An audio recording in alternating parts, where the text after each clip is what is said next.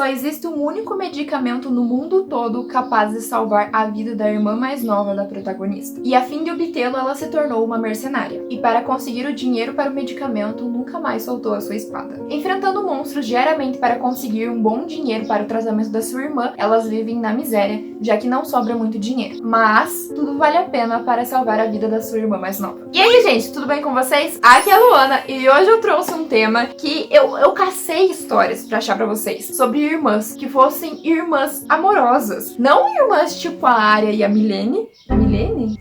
Não tipo a Arya e a Miele que se matam e que é uma história perfeita. Mas elas se matam. Elas são irmãs. Enfim, vamos deixar quieto esse tópico. E vamos voltar pro vídeo aqui. Eu procurei histórias manhwas pra trazer pra vocês, onde a relação de irmãs fosse algo positivo, fosse algo bom, e finalmente consegui produzir esse vídeo com 5 manhwas. Então já valoriza meu trabalho, se inscreve nesse canal se você não for inscrito, ativa as notificações, aperta no sininho aí, senão o YouTube não vai te mandar os vídeos novos, pra você ficar sempre ligadinho com novas histórias, novas opiniões e comentários sobre manhwas que vem tanto fazendo sucesso, tanto novos pra você conhecer novas histórias. Se você quer comprar qualquer coisa na Amazon, desde os quadrinhos, os manhwas, e falar nisso, gente, eu comprei até Solo Leveling, se vocês quiserem... Ai, deixa eu catar aqui. Se vocês quiserem vídeo falando sobre esse manhwa, eu posso trazer. A obra é muito boa, eu quero comprar o próximo. Vou deixar todos os links aqui embaixo se você quiser comprar quadrinhos, manhwas, e quiser ajudar o canal, uma pequena porcentagem, sem você gastar nada mais, vem aqui, né, pra ajudar na produção dos vídeos. Então fica aí a opção, o link vai estar aqui embaixo, tanto quanto o meu livro, se você quiser conhecer, que é esse bonitinho aqui, que sempre fica atrás do meu cenário aqui. Eu comprei também Tower of Good. Eu nem contei pra vocês. Tá ali também. Mas hoje o foco são irmãs. E a primeira história já é maravilhosa. É a história que eu dei aqui na introdução do vídeo. E a história boa. O único problema, tem 9 capítulos traduzidos. Você que lute. Eu luto, você luta também, entendeu? Tentando sobreviver com esses poucos capítulos traduzidos.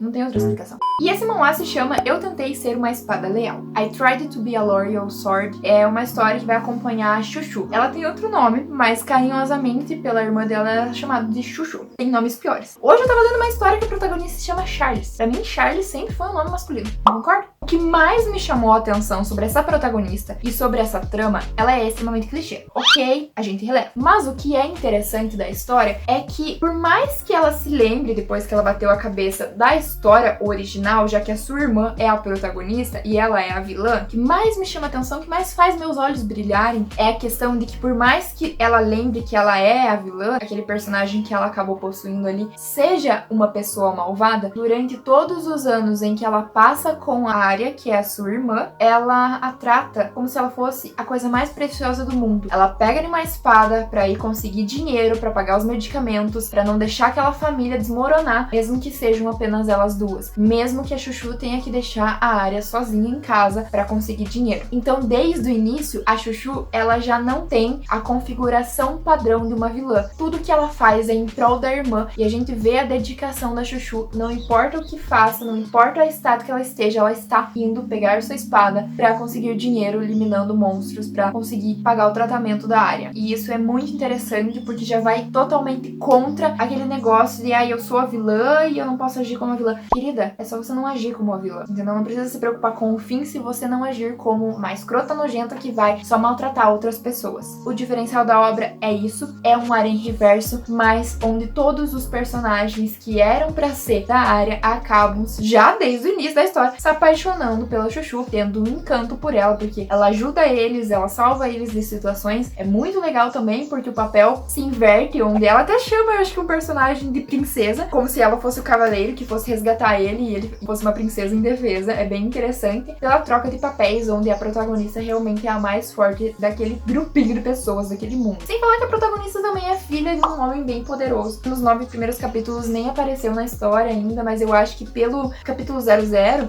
ela vai atrás dele, porque vai chegar um momento que ela não vai conseguir cuidar da Arya. Eu tava reclamando do nome Chuchu, mas Arya pra mim é uma Arya com acento, sabe? Arya, tem acento? Eu não consigo pronunciar sem acento. Ou português, né?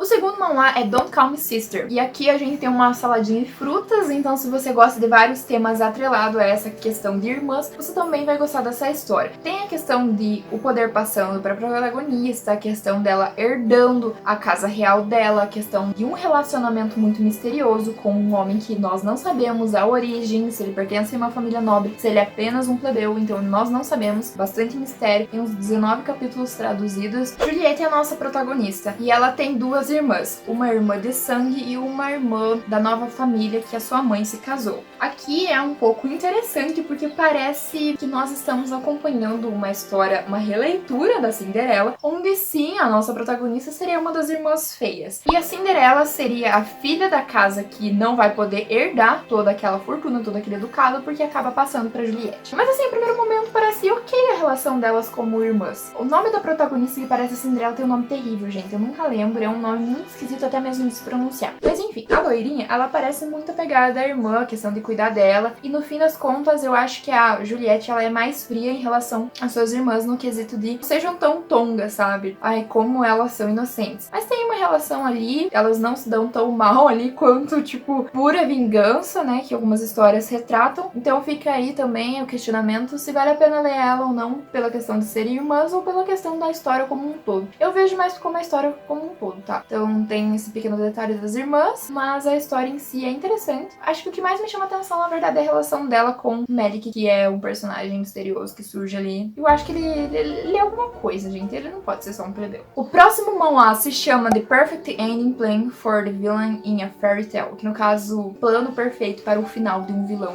de contos de fadas. Que no caso ela é a vilã, né? Aqui eu tive uma pequena barreira pra continuar lendo esse manhwa, porque eu acho que eu senti meio que vergonha alheia nos capítulos, e aí eu acabei deixando um pouco de lado de ler essa história. Mas eu lembro que ela é boa porque ela tem uns questionamentos que me lembram muito contos de fadas. Faz tempo que eu li essa história, não minto pra vocês, mas o que eu lembro dela e o que me marcou é o que eu vou dizer agora pra vocês. São frases que remetem muito à simplicidade de um conto de fadas tentando ser aplicada na vida real. Um conto de fadas, se você for ler as histórias originais, eles são curtos, eles são pequenos e são simples. Eles não abordam o psicológico dos personagens. Eles não se importam se eles estão felizes aqui dentro ou até mesmo satisfeitos com a vida deles. Fatos. São contos que mostram fatos. Meu Deus, ó a galinha cantando. Galinha dos ovos de ouro já. Bom se for. E aí a Márcia, que nós vamos acompanhar, ela faz todos esses questionamentos, que quando ela leu a história, por ser um conto de fadas, ela não percebeu se os personagens estavam bem psicologicamente ou não, ou se eles queriam aquela vida, ou aquele final, ou toda aquela trama acontecendo na vida deles, entende? Às vezes a irmã dela, que é o ponto do vídeo, queria apenas uma vida com a família e não um amor verdadeiro tentando salvá-la. Então ela se questiona bastante sobre a simplicidade de um conto de fadas que não é profundo quanto a vida real. A irmã dela é a Larissa, e toda vez que ela chora, lágrimas de diamantes caem, então ela é a fonte da fortuna da família da Márcia. Isso faz com que ela seja privada de se encontrar com outras pessoas, ela seja reclusa, ela seja uma pessoa que recebe maus tratamentos e abusos, então é bem difícil essa situação. A Márcia, ela tá meio indiferente no começo da história quanto a irmã dela, mas resolve salvá-la porque sabe que quando o protagonista masculino conhecer a Larissa, o fim dela é visto, já que o protagonista masculino vai punir todo mundo ali. Então ela pega a Márcia, oferece pra ela fugir com a irmã, a Larissa aceita e assim elas vão embora daquela casa sombria. E elas vão atrás do protagonista masculino e aí que começa a minha vergonha alheia. Márcia chegando assim, ó, essa aqui é a sua futura alma gêmea e o protagonista. Da onde saiu essa louca, né? Eu li até aí mais ou menos a fuga delas, ela chegando lá onde o protagonista masculino está. Ali mais ou menos esse começo, mas tem 45 capítulos traduzidos. Então, um Singling Lady, que é uma lady indecente, está aqui na próxima indicação. E esse é um manhwa perfeito, maravilhoso, traço, a história, o clichê que a gente ama, a evolução dela ser uma criança e passar por uma adulta. Incrível! Nossa, gente, é uma história perfeita, sem defeitos nenhum. Eu podia tacar elogios nela aqui. E ela vai acompanhar a história da Lily. Ela reencarna como a irmã mais nova da protagonista. E a missão dela é não deixar que a sua irmã se relacione com os protagonistas masculinos ali e seja magoada. Então, ela vai excluir a pessoa que a sua irmã iria ficar na história original, porque ela sabe que ele não presta. E entre os outros candidatos que sobraram, a Lily vai testar cada um deles e ver sua índole e ver se realmente realmente eles gostam da sua irmã. Mas aqueles personagens vão se apegar de forma muito carinhosa, de forma muito preciosa naquela personagem. E claro que os protagonistas masculinos têm irmãos. E desde cedo, né, a nossa Lily vai jogar o seu charme, o seu encanto pra eles e vai fazer com que eles se apaixonem por ela. O que me chamou a atenção nessa história, a princípio, foi o traço. É muito lindo, é muito detalhado, precioso. A capa dessa história já remete à história de irmãs. Tem um harém reverso. Então, assim, tem tudo que eu gosto nessa obra. É um clichêzinho que consegue se destacar das demais histórias, é bem escrito, então vale muito a pena por toda essa construção. A Lily, ela tem uma doença, ela não é forte o suficiente, isso faz com que também a irmã dela se apegue muito a ela. Não é explicado exatamente como é a relação da Lily e seus pais, se os seus pais se importam com ela. Eu acho que é uma coisa que vai ser contado à medida que a história vai se seguindo, mas eu acho que também a Lily tem o questionamento, eu não sei se é nessa história, porque também faz um tempo que eu li, sobre ela não ser a verdadeira irmã da protagonista. Onde a protagonista tem um questionamento muito profundo sobre ela estar enganando aquelas pessoas que só querem o bem dela. E que, na verdade, a irmã verdadeira dela morreu, né, por ser muito doente. É bem profunda, além de fofa essa história, tá? Ela tem um questionamento ali que faz com que você se apegue à personagem, faz com que você sinta empatia por ela. E a próxima história, você pode me questionar dizendo, mas você não ia fazer um vídeo onde elas se dessem só bem? Então, é que essa história tá fazendo um sucessinho, então eu precisava trazer pra vocês, precisava comentar sobre ela. E além do mais, a outra irmã lá, que chega, a filha verdadeira, eu acho que ela não é uma pessoa ruim. Desde o início da história, eu queria que ela não fosse alguém ruim, pra que não seja o mesmo plot do tipo, ai, ela só tá se fingindo, sabe? Tipo, aquela história lá, eu era a filha verdadeira, sabe? Uma história assim, não, eu não queria que fosse como aquela. Eu queria que realmente fosse alguém que chegou ali pra cuidar da protagonista feminina, já que ninguém foi capaz de cuidar da Helga. E esse manhwa se chama The Real Dollar is Back, que é a verdadeira filha está de volta.